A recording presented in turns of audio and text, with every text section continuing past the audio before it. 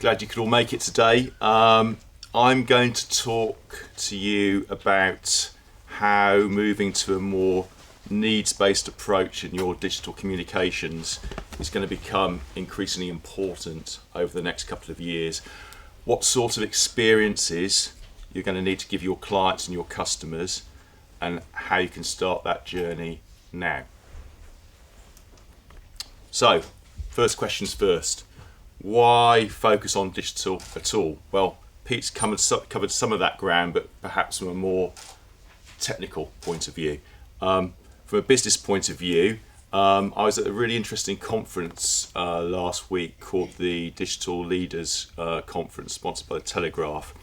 There's some really interesting speakers there from brands as diverse as GE, Adobe, Accenture, Sky, and Lloyd's.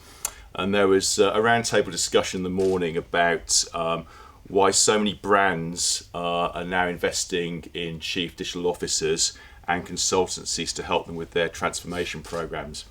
And there's a really neat answer by one of the panelists who said that 90% of brands are scared that someone new is going to eat their lunch, and the other 10% are interested in eating their competitors' lunch for them.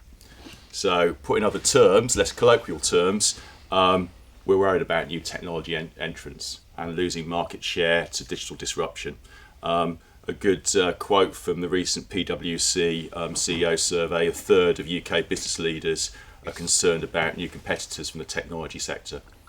And of course, why not? Because if we'd been sitting here, 10 years ago, 5 years ago, some of you might have seen this, who'd have thought that Uber would be the world's largest taxi company, doesn't own any taxis, but does a great service. Pete and I took it here, 10 minutes, £7, fantastic.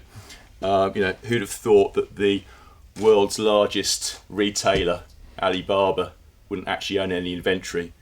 Who'd have thought that the world's largest accommodation company doesn't actually own any rooms in Airbnb? And who'd have thought that the world's largest media company in Facebook doesn't actually own any content? What ties all these things together is that they're digital service providers. They actually empower clients and customers to have it their own way, albeit in return for their data, which they use to great value. Now, you might say, that's great. That's not professional services. That's B2C. That's retail. Well, yes, perhaps, but it's coming to the B2B marketplace as well.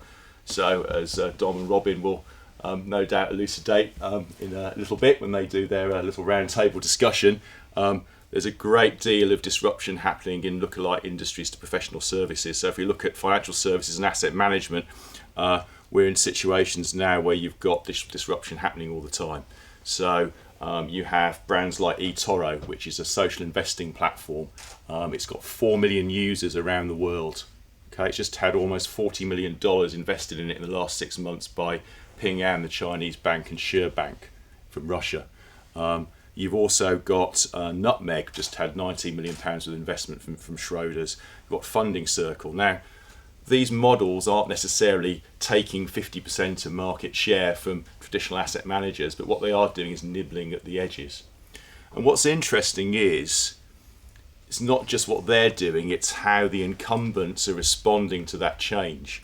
So in financial services, what you're seeing is that brands are taking one of two approaches. They're either saying, hey, we're not going to play in that place anymore, we're going to stick to the knitting, or they're trying to follow the new regime. So in this case, the response to Nutmeg is three of the big players in asset management are actually going to have their own D2C discretionary fund platforms online in the next 6 months.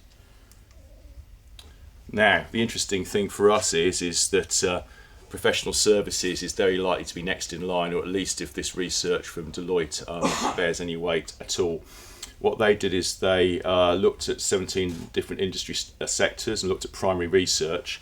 They looked at how much digital had already taken over certain operational tasks in those industries, how much headroom was still left to go, and how much of the core business was always going to remain analog, or at least in the foreseeable future.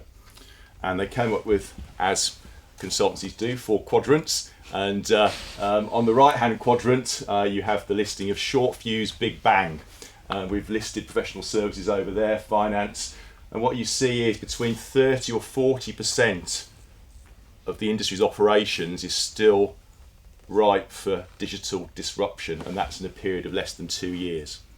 So, revolution is coming to a cyberspace near you soon. So we talked about why digital. Secondly, why focus on the digital customer? Surely we're all customers. We don't have to be digital or anything else. I guess we're digital first, as Pete said, and we expect digital service first. As I said earlier on, Pete and I came here by Uber taxi, but as a quick straw poll, how many of you have ever shopped on Amazon in the last 6 months? How many of you have ordered your groceries online in the last 6 months? How many of us have, bought something online and then collected it from the store, or perhaps one of those nice lockers next to the tube station? Yeah, okay. So we've all done it. We're all digital natives. We may not think we are, but we are. And if we don't get good service, the thing is now we go somewhere else. Last year, IBM said $83 billion were lost by customers switching to a new provider. And of course, in your space, it's even more important because we're more digital first, or your clients are more digital first. It's an interesting conversation we had with Aviva when we first met with them about some of the clients and the brands that they work with. And actually, if you think about sort of ultra high net worth individuals, or even CEOs or C-suite executives at large companies, they're working across time zones. They're traveling first class, they're traveling business class, they're going to 4 or 5-star hotels. They have to be connected around the world and in different locations. So they're going to be online more. Recent research from LinkedIn estimates from their survey that high net worth individuals spend 48 hours a week online across 4 different devices. So they're going to communicate with you first on digital. And of course, hey, I'm obsolete. I'm over 40. At least that's what my team tell me. In 10 years' time, as Pete says, it's the generation Y and Zers that are going to be in control, and they hold the majority, or will hold the majority of the economic power, and they will expect to be using social media and digital first. What is it that these people want? Well, actually, it's 4 very clear themes, and actually quite common sense themes. The first is they want authenticity and simplicity. Okay, we're all busy. We get 4,000, 5,000 messages bombarded at us every day. We haven't got time to read the small print. We need the small print given to us and digested and made digestible with recommendations. So we want features and benefits, a bit like how we get it in the retail space. We want to get peer-to-peer advice that we can believe in. Or if we're going to get it from a brand expert, that expert has to be believable, has to have a personality, and actually be giving good advice rather than just the information. And of course, we expect it on mobile, and we expect it on tablet, and we expect it in real time, because most of us aren't looking at this in the office. Yes, we might do our 8, 10, 12 hours, whatever we do, sitting at a laptop, but how many of your colleagues or people that you see on the train every day are quickly scanning their email, looking at articles, looking at LinkedIn, looking at CVs of people they might be hiring? You're actually doing it on a mobile device. So actually, rather than scanning a long bit of text, you may want to look at it on a video or as a podcast. Accessible expertise, the inside track. Traditionally, consultancy is all about face-to-face relationships. You need to have meetings with people. You need to take them to dinner. You need them to trust you. You need to know that they understand you care and you know about their business. That's absolutely great, but you can't do that for all your customers unless you've got a workforce 10 times bigger. So what traditionally happens is that you have your relationship managers or your senior consultants are normally focusing on what the top 10 or 20% of your customers who are 80% of your revenues. That means that the others are lost in the ether. Now, in the old days, that's a choice that you have to make, but today they can all communicate via digital, so you can't leave them behind, and they're expecting some level of interaction. So how can you get around this? Well, it's thought leadership hubs, it's advice centres, it's all those things that allow them to get some level of access in the online world. And then finally, there's the theme of relevance, which is all around needs-based. Actually, if you're browsing an app or website, actually look outwards. We'll come on to that in a moment. And also personalisation. So if you browsed somewhere before, actually, why don't you recognise me when I come back? So actually, all of this is sort of common sense, really. And what's really, really good is the things that your audiences value are the things that what sets you apart, what differentiates you. So this is a piece of research that was done by Nissus Consulting. They're like a research company that specialises in surveys. They work across professional services, financial services, telecommunications, and they do surveys about why clients pick a brand in the first place and why they stay with them. So it's basically it's service analysis, and they've analysed loads of different industries. Here's two quotes: one from a construction industry, the other one from law. But they're saying the same thing, which is actually your technical expertise is a hygiene factor. Everyone expects you're good at your job. Doesn't make any difference. Everybody's good at their job. Actually, the reason why they pick you and they stay with you in the first place is that you understand their company, their values, their culture, and you can create strategic advice which they can live with and they can get value from. So what that means is you're offering a personal service. Your customers and clients want a personal service. They want it digitally, and digital disruption is happening. So actually, why isn't this wonderful nirvana the norm? Well, it's not the norm because, as they say in many films, it's complicated. Actually, what you do isn't simple. You have complex organisations, you work across different practices, you work across different industry sectors, 20 or 30 different sectors. You have lots of different products, you work across different geographies. Quite often you're working in limited partnerships, so you might have a practice leader that doesn't talk to another practice leader. You have a high level of technical understanding, which means that quite often you have a lot of subject matter experts that aren't necessarily good at explaining it in the terms of the customer. So what does that mean?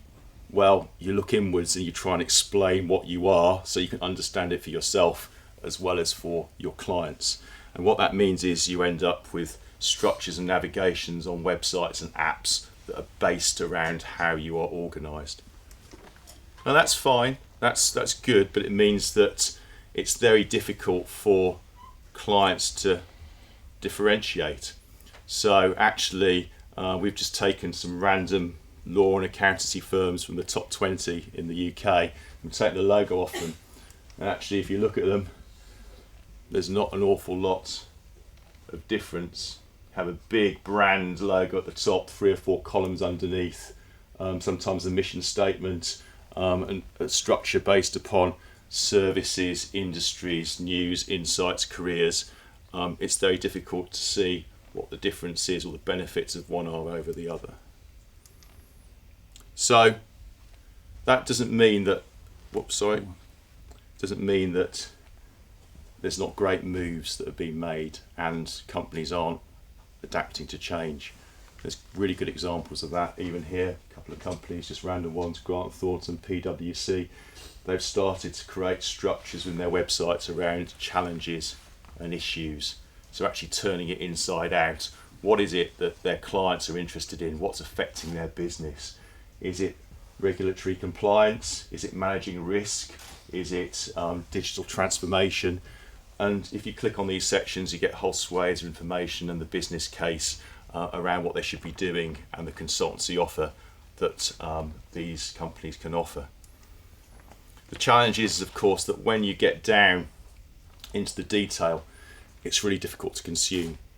So this is great, some great best practice in here. You've got an article, you've got the subject matter expert, his contact details, you've got videos and related services, more articles he's written than his colleagues have written.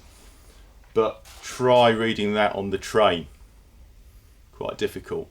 Small fonts, left-hand navigation that takes up quite a lot of room. So the actual content's good, but the way it's presented is difficult to consume. So, same issues. Responsive design. I think there's about 5 of the top 20 law firms in the UK have responsive websites. Tagging of content so you can browse sideways across a site. Tone of voice. Actually, a lot of the PDFs or web content, I won't talk about PDFs, that's for later on, and web content is quite academic in tone, so it's quite difficult to consume. And features and benefits perhaps not pushed to the fore. So, what can we do about that? Well, it's not really necessarily about revolution, because that's not necessarily easy. You can't tear up an Apple website that you've spent 10 years and millions of pounds investing in and start all over again. That's just not a viable proposition, or at least not on a regular basis. But there's loads of quick wins that you can make. So those sorts of quick wins can be anything like concierge tools. So this is a small sort of fund management advisory service, Quilter Cheviot. Find a service tool. How can we help? I'm looking for a financial advisor to help me with a fund service. Takes you into a page, tells you all about the service and who to get in contact with. 2 pages, done, nice and visual. They've also designed the site, and admittedly it's easier for them because they have a smaller range of services, so it's less things to organise, around component level design. So they've built from the bottom up. So they've looked at the imagery, they've looked at the assets, and they've said, right, how do they render to mobile and tablet, and then put them together, mash them up, so to speak. The other thing you can do is take time and effort about the individual assets that you can create and the tone of voice that you create them in. So this is DWF, some of you might be familiar with them, they're a top 20 law firm. They're just doing small things, the big statement at the top, hello, we are DWF, this is what we do, nice to meet you, find a lawyer, because that's what most people want to do in the first place. If you don't want to find a lawyer on the homepage, how can we help? Fine, type something in and it comes up with tag results by whether it's insights, products, services. So nice iconography, and they've taken a little bit of time on the photography as well, so the people look quite approachable. They've even done a little mini animation on the home page on a loop, so you can actually see the office in progress. You can see people working there every day. It feels like it's a real place of work. And they've also embraced the fact that people will be consuming their content out and about, so there's plenty of video on there that you can see on mobile. Some nice infographics about why you should do business with them. They're either first or 32% rise in revenue, or they're thought to be 2.7% better than anybody else. Doesn't really matter, it's done in a nice way. It can be chunked up, it's easy to consume. However, if you want to differentiate or start eating other people's lunches, then perhaps it's time to think outside your peers and look into other industries and organisations, because what is it that we're talking about here? We're talking about how brands with complex brand architectures, a complex set of audiences and product sets communicate in the digital world. Now, tech companies, banks, even companies that you think aren't very innovative like Royal Mail have had those challenges over a number of years and are trying to deal with it, so there's learnings that you can get from them, or Adobe and creative services. The other thing you can think about is, well, how did the disruptors get there in the first place? So for example, in financial services, Nutmeg, it's not just about the fact that people are investing in them. What have they done in the user experience that makes people want to use them? So there's a few themes. They're over here on the right, I won't read them all out, but I think the strongest themes are they're outwardly focused, they have dedicated experiences depending upon the challenge, the mindset and the behaviour of the different audiences. They've mapped it to audience needs, the same services, they're just mapped in different ways. They tag the content so you can browse sideways. They have very flexible page layouts, but one of the big things which Mark will build on a little bit later on is that actually in terms of content and tone of voice, it's tailored for the different audiences that they're talking to. So a few examples, and actually most of these aren't design classics, so if you're thinking that we're looking at this as a design agency going, hey, these are fantastic, then please no, Pete's having a silent heart attack in the corner already. I'm talking from a strategy point of view.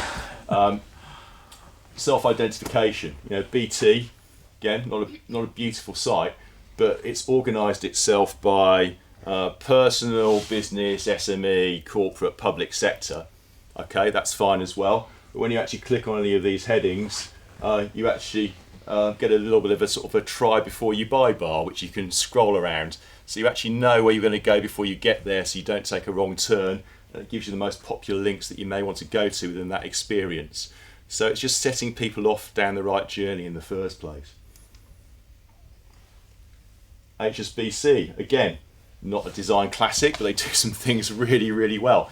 If you click on the personal website, I bank with them myself. All of the products and all of the services, everything that they do is based around 5 key themes, which is, are you doing everyday banking? Do you want to borrow some money? Do you want to invest some money? Are you looking to be insured, or are you saving for your pension? Okay, nice and easy for the person on the street to understand. But even in the corporate space, once you go into their business site, which I've used as well quite a lot, they organise by your turnover, your small business, turnover less than 2 million, your turnover between 2 and 30 million. Are you a large corporate? Do you transact abroad? Are you an international business? And depending on what you select, you get all the key business needs that you may want them to service. So again, it's allowing users to self-select, and actually by capturing that data, you know the behaviours of those audiences straight away without them even logging in. But if you want to look a little bit more off-piste, Adobe's quite an interesting example of how they've organised themselves. So again, think about this challenge, this problem. Complex product sets, complex services, audiences that could be anything from an individual through to a CEO of a corporation or a finance director. They've got to deal with all that. They're doing everything from Adobe Analytics, or very sophisticated analytics suite, through to Photoshop or PDFs. How do you deal with that? Well, how they deal with it is they have a mobile first menu at the top. So this is the desktop view, but actually it's what we call the hamburger navigation over on the right hand side. And then you click on that, you get a big overlay that appears, and actually you can select the service that you want by need or by persona or by task, and it's all icon driven. So within 2 clicks you can say, hey, I'm a photographer into Photoshop, or I'm a university who's interested in Photoshop, or I'm into creative services, or I need analytics because I'm doing marketing services. You'll be taken straight into a dedicated landing page which gives you the elevator pitch, all the things that you need to know to get in touch. So nice and flat, nice and easy to understand.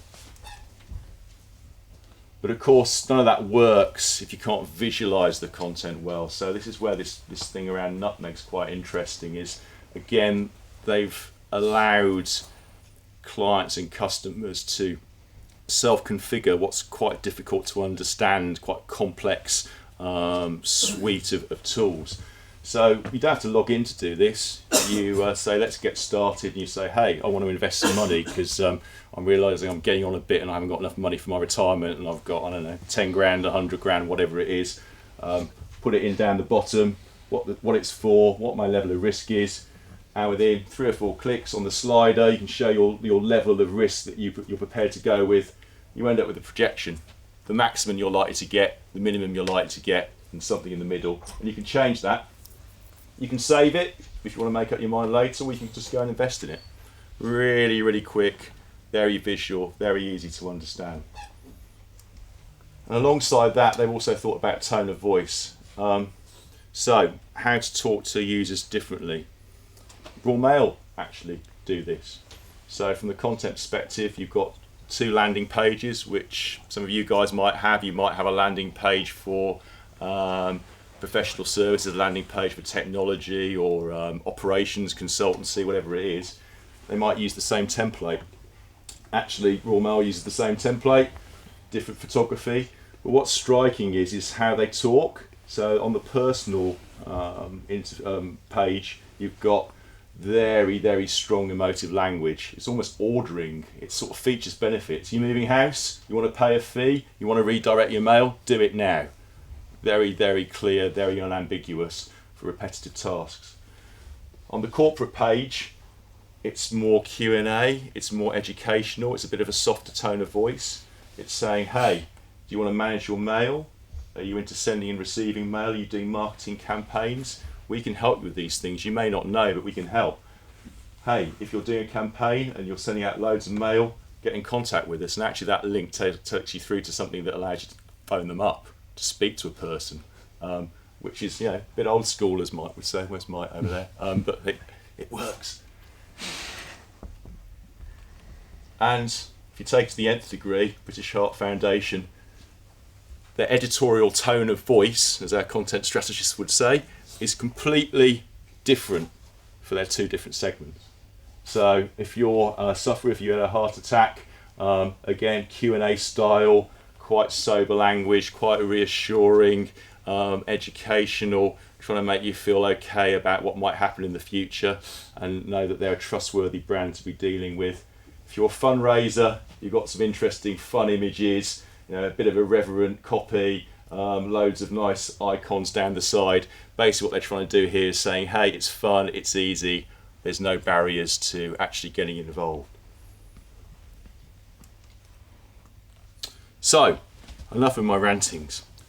To conclude, hopefully in the last 25 minutes or so, sort of talked about how a needs-based approach is the way that's going to differentiate some of your organisations in the future.